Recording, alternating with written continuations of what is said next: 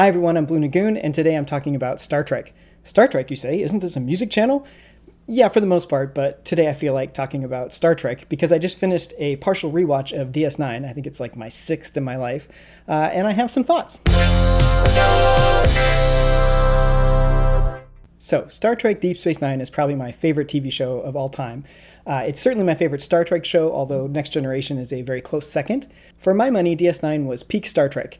It had all the hallmarks of the classic Trek shows, Roddenberry's utopian vision of the future.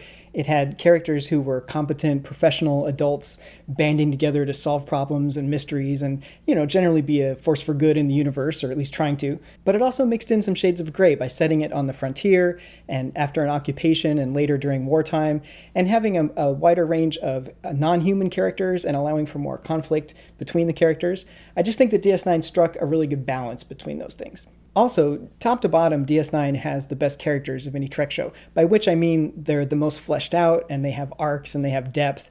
A lot of the other Trek shows, you look at them and the top couple characters get a lot of screen time and lines and that kind of thing, but the rest of the characters, as much as I love many of them, they don't have as much growth. They're just kind of there and they don't change that much. DS9, however, you've got the entire main cast that goes through arcs and changes, but you also have this huge stable of recurring characters that are also drawn with a lot of depth. So yeah, DS9 was a great show. I love it to death. I think that overall the writers and producers did a good job with it. But it's not perfect. Sometimes they drop the ball. Sometimes they would let their egos insert things into the show that had no business being there. Foreshadowing. And when something is otherwise really good and it has flaws, those flaws can really be kind of annoying. And so I'm doing what middle-aged white nerds do on the internet, and I'm going to rant about it. I'm going to talk about the top 10 worst things about Deep Space Nine, in my opinion. But understand that I'm coming from a place of love.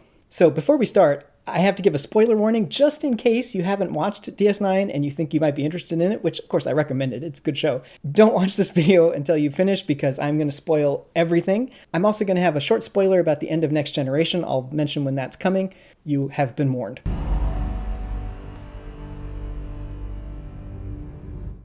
So I have 10 things on my list, but a lot of these things have like a lot of subcategories, so buckle up. Number 10 is the Kira Odo closet cop-out at the beginning of season 6. Kira and Odo's relationship was one of the best ones on the show. It had been, recontextualized over and over, where they would discover things about each other's past and have to come to terms with it. But they always found their way back to being kind of a united front and having a friendship. But the conflict that happens at the beginning of season 6 when Odo betrays the resistance or almost betrays the resistance and, comes close to giving up the whole Alpha Quadrant. This was major, and this should have had implications for episodes to come. And it would have been really interesting to see Odo, kind of a dark Odo storyline. And apparently that's what the writers were intending. But for some reason at the last minute, they changed their mind. And because it was a last minute change, they had to come up with a way to get everything back to the status quo immediately.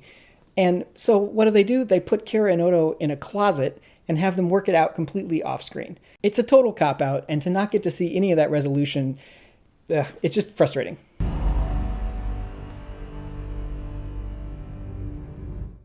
Number 9 on my list is the addition of Worf to DS9.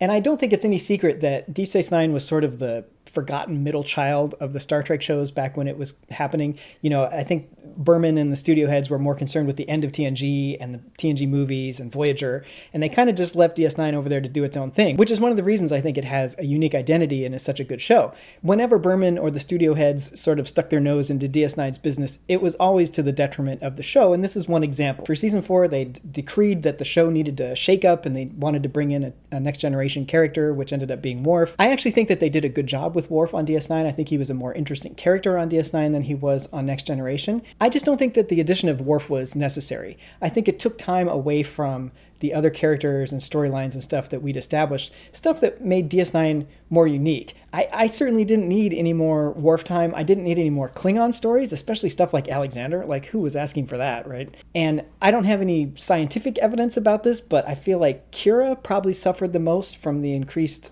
screen time for Worf, just because they had kind of overlapping duties and stuff. And I'm a huge Kira fan, so that's disappointing to me.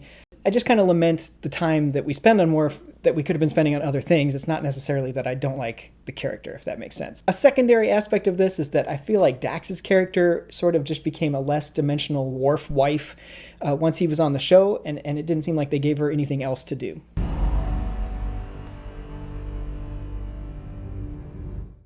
Number 8 is what happened to Bajor? And I mean this in a few different ways. The first way is kind of related to the shakeup of the show in season 4. I feel like from that point on, there was a shift away from the stories that took place on Bajor. And I really liked those stories. One of my favorite arcs of DS9 is the last episode of season 1 through the first few episodes of season 2, that 3-parter. Really cool stories that really couldn't have taken place anywhere else and took advantage of the Bajor setting, the interesting political intrigue and stuff. And that was kind of where I felt like the ensemble really started to come together. So I really like those kind of stories. And I feel like from about season 4 onward, we just get a lot fewer of them.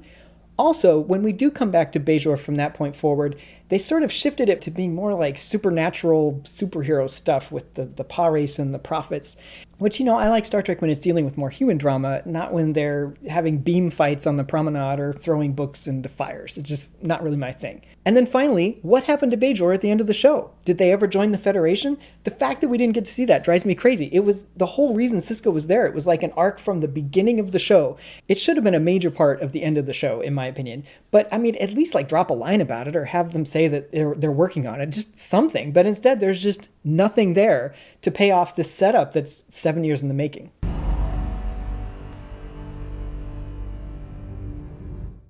Number 7 on my list, I'm kind of combining two characters here, Kai Wynn and Gul Dukat.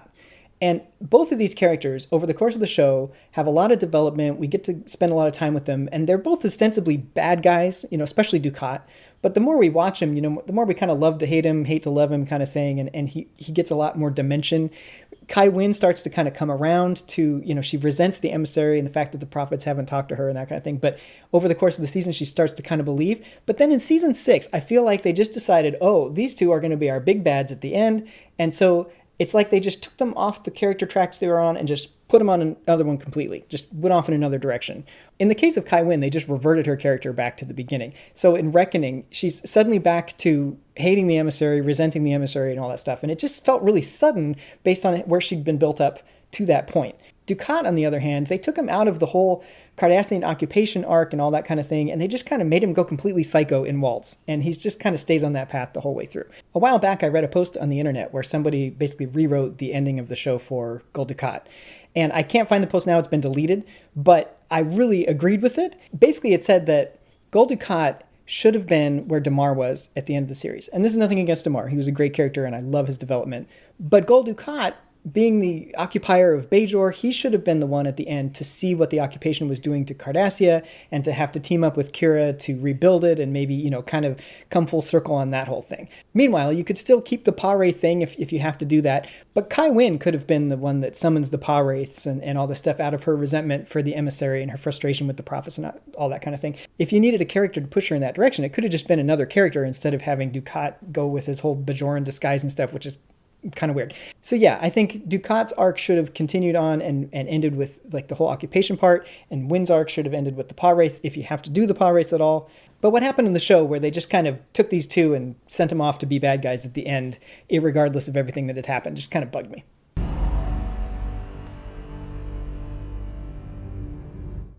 Number 6 is the introduction of Ezri Dax.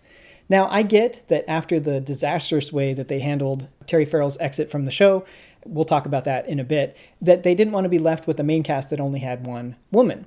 But the whole Ezri thing never quite sat right with me. And my complaints about Ezri have nothing to do with the character, who I think is actually pretty great, or Nicole DeBoer's acting, who I think did a really good job.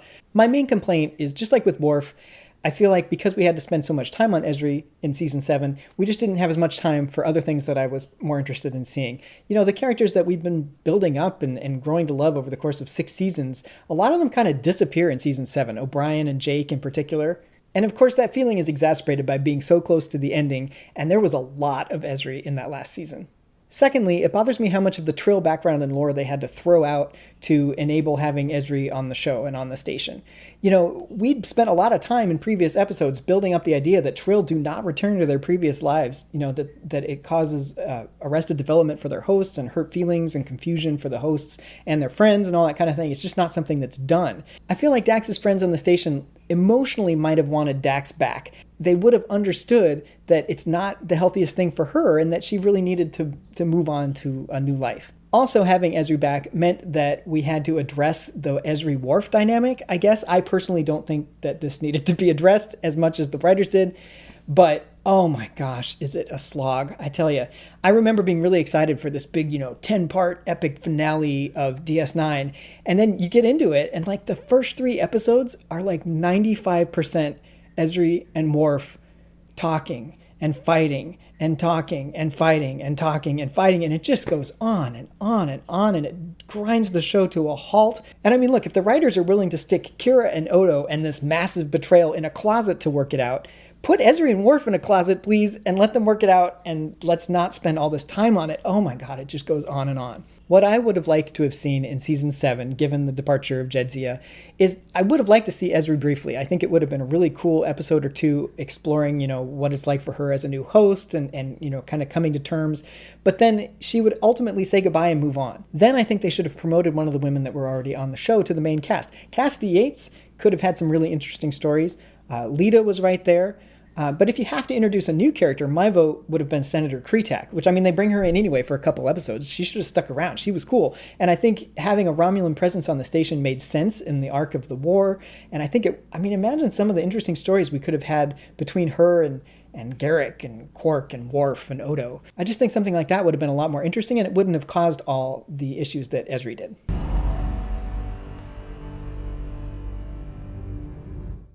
Number 5 is a really simple one. It's just the underuse of Jake. I really liked the Jake Sisko character. I really liked the Sisko father-son dynamic. I think it was really one of the beating hearts of the show and one of the things that made DS9 stand out. And as I said before, DS9 is a show that had recurring characters that had incredible amounts of depth and interesting arcs and stuff. And it just bummed me out that for some reason they could never figure out to do that with Jake, who is ostensibly a main cast member.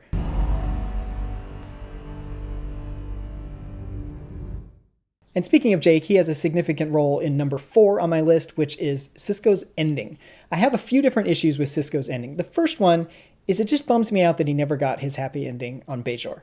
I really liked the way that Sisko became attached to Bajor and grew to love Bajor over the course of the series. I really enjoy stories where people find families or make their own families, regardless of where they came from, and they're all the stronger for having been chosen. Star Trek has always done those kind of stories really well. Here's the Next Generation spoiler. Just skip a few seconds ahead if you don't want to hear it. It was really satisfying when Picard joined the poker game at the end of the series, right? And just having crews come together in general is a Star Trek thing that I really like. And so here we get to see Sisko making a new family, making a new home, and we never get to see it. And it just irritates me. And I've always had an issue with writers who are into well, you can't always have the happy ending, or, it got to be edgy, got to be subversive. I've hated that stuff since the 90s, and it just has gotten worse since then. I mean, look, we're talking about a show with space magic, with non-temporal beings. There's no reason that Sisko could have had his happy ending. And then another stupid thing that just to up the ante further, they have Cassidy get pregnant, right? And it's apparently because Sisko forgot his injections.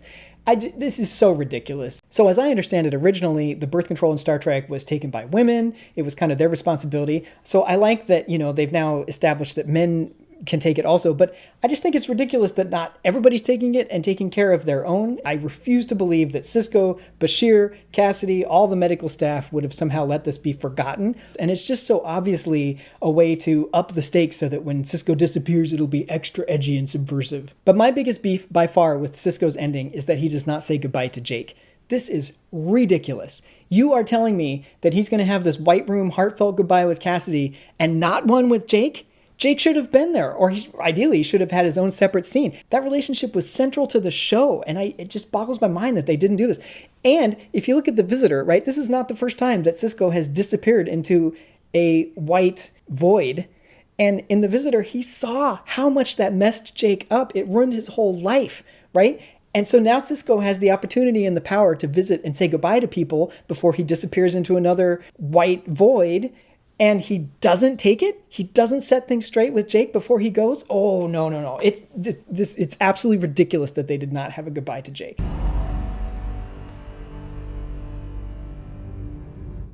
All right, number 3 on my list is the Odo and Kira romance.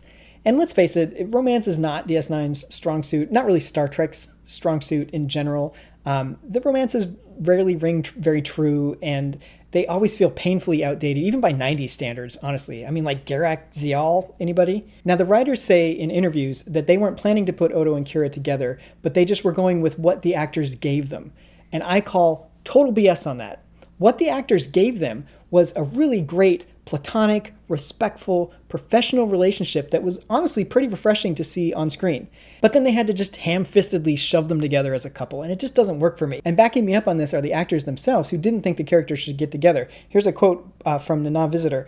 "I'm not much of a fan of Odo and Kira being together, but they found a way to make it all make sense." I think she's being very diplomatic there. "I've always felt that I have to open my mouth and pick my fights. That was one I lost." Yeah, we all kind of lost in that case.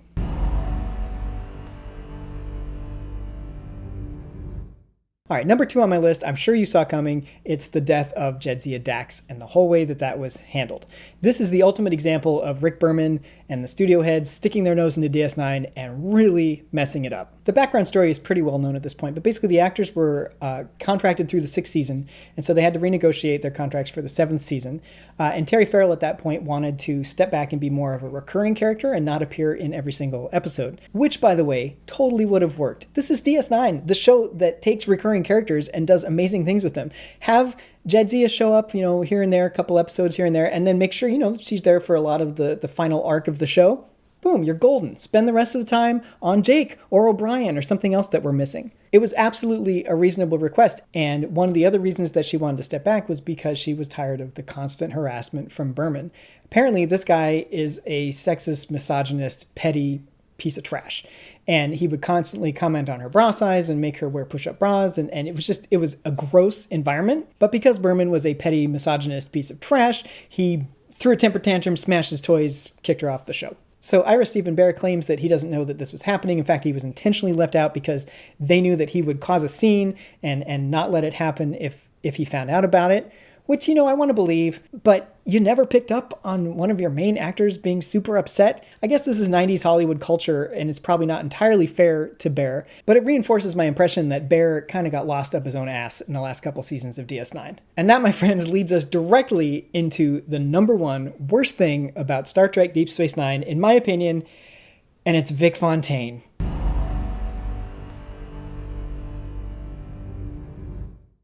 Oh, do I hate this character. He is an absolute waste of time. Every second that he's on screen, everything grinds to a halt, and I'm just yelling, I'd like to get back to the Star Trek, please. Can you please show me more Star Trek? Why am I seeing this? Why is this on my screen? I hate the whole reasoning behind having Vic on the show at all. I hate what he does to the show when he gets on it. He's a black cloud that hangs over the last couple seasons of DS9 for me. And it's funny because he's only in 7 episodes, but it feels like he's just always there for the last 2 seasons of the show. And I cannot stand him. All right, so buckle up. Here we go. Vic Fontaine. When I first saw him on the show, I thought that they were trying to cash in on that really weird swing revival that happened in the 90s when we had bands with apocalyptically bad band names playing really awful music, and it was just a whole weird thing. It still would have been a bad decision and super dated, but at least it would have been like an actual reason to have Vic on the show. But no, it was just exactly what it seemed to be, which was Ira Steven Behr sticking his favorite thing into the show because, he loves it so much, everybody else will, right? Oh, Vic Fontaine is the Kai Lung of DS9. Here's a quote from Behr. "And I suddenly realized we were in the midst of year 6. I thought, time's running out. And I said to myself, I want to do everything I've ever wanted to do on the show. We're going to do Vegas, baby." So obviously the Vic edition was never going to be anything else because it's exactly what Behr wanted and he was the boss. He was never going to rethink this decision. Nobody was going to question it. It was a done deal. But I'm going to talk about this decision as if it could have been rethought or assessed like any other decision on the show. First of all, the Vic edition is incredibly boring and just creatively bankrupt. What an absolute total lack of imagination on the part of the writers, right? If you're going to introduce a new character and a meeting place like this, make it from another culture that we haven't seen. Heck, okay, make it from part of human history between now and when DS9 took place, right? Okay, I get that it's hard to extrapolate what future music's going to be like or whatever. So, hey, let's bring in something from the hundreds of other species in Star Trek and the eons of their history, something that we haven't seen before. We already have lots of references to Klingon opera in DS9. Let's have an actual Klingon opera house and an opera singer. Maybe Bajor had a really cool underground punk scene during the occupation and they performed in caves. Let's see something like that. Anything more creative or interesting than this basic boomer circle jerk. And I say boomer on purpose because these guys were boomers. And I think one of the defining characteristics of the boomer generation, in my opinion, is that they really do seem to think that everything they like and everything they experienced is inherently superior. Now, all generations, all people, I think, are pretty nostalgic for the pop culture that they grew up with, right? I mean, everything that was popular from like when we were in middle school up to the early 20s, we look back on really fondly, but most people are able to metacognate enough or be self-aware enough to realize that nostalgia plays a huge part in why we like that. But the boomers have a special lack of self-awareness, and you get the impression that they really do believe that their pop culture was inherently superior. And of course, everyone else agrees. Everyone else is going to like it, right? Everyone who tunes into a Star Trek show set hundreds of years in the future on an alien space station, what they really want to see is 60s Vegas lounge culture, baby. And Ira Bear's response to people who don't like Vic or don't like the His Way episode in particular is kind of sad. Like, he gets super defensive and he insists that it's a perfect episode, and if you don't like it, it's because either A, you can't recognize good television, here's a quote, "The quality of the show is not apparent to everyone, and that's really, really sad because that show is as perfect an episode as we ever did. You would be hard-pressed to find moments that don't work. It's a real triumph, but I guess the one that's toughest for the audience to recognize." Or, going even further, B, he thinks you're just too stupid to get it. Seriously, check out this quote. "To suddenly in year 6 bring in this Vegas holosuite and Vic Fontaine, there's just some fans who don't tune in for that and are never going to get it, weren't prepared for it, and haven't had their little minds, their brain muscles massaged and worked out so that they would be able to go for it." Okay, Peter. So obviously, I think that the decision to add Vic to the show was misguided and ego-driven, but I also just don't like what Vic does to the show once he's in it.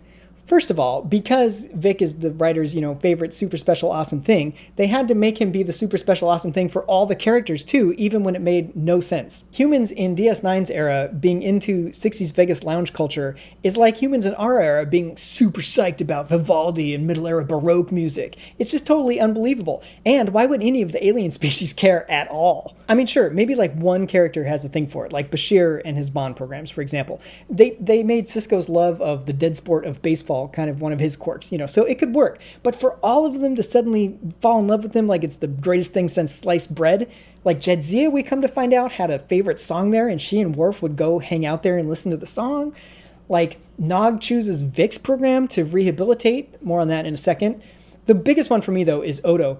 Odo would not care what a hologram has to say about anything, especially taking love advice from it, especially opening up about his love life to a human hologram. No, The one thing that I kind of liked before is that they had Sisko lampshade the fact that this is not a time and a place and a culture that would be welcoming to him or most of the people on the senior staff, really. But then, of course, they have Sisko change his mind as an audience surrogate because, God forbid, anyone think Vic isn't the most awesome thing ever. I also hated how suddenly all the characters, rather than go to each other for support and help and advice and thus, giving us more time with the characters that we love and deepening their relationships, they suddenly went to Vic instead, who's a complete gray wall narrative dead end.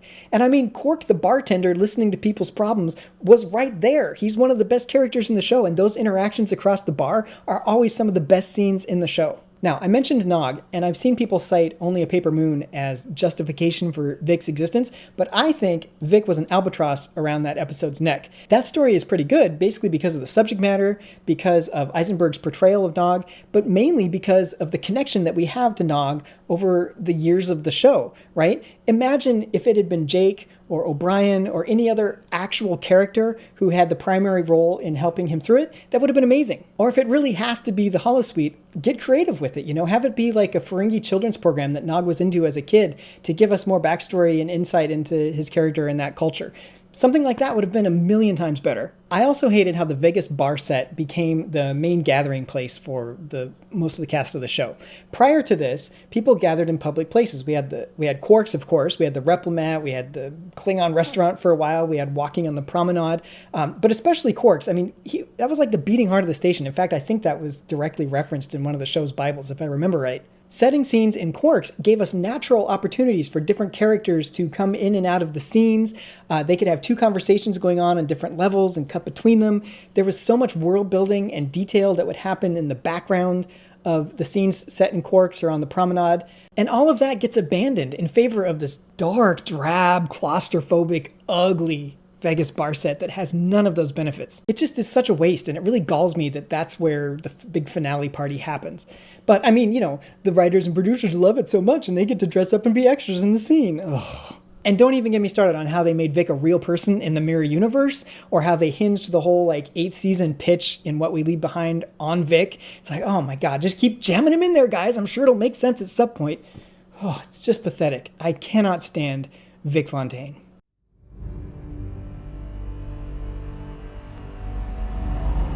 Okay, so clearly that's something I had to get off my chest. But there you go, my top 10 worst things about Star Trek Deep Space Nine, which is overall a really good show, don't get me wrong. You know, if you notice, most of my complaints are about the end of the show, the last couple seasons. I do think that the writers kind of got up their own butts and they got a little burned out maybe at the end.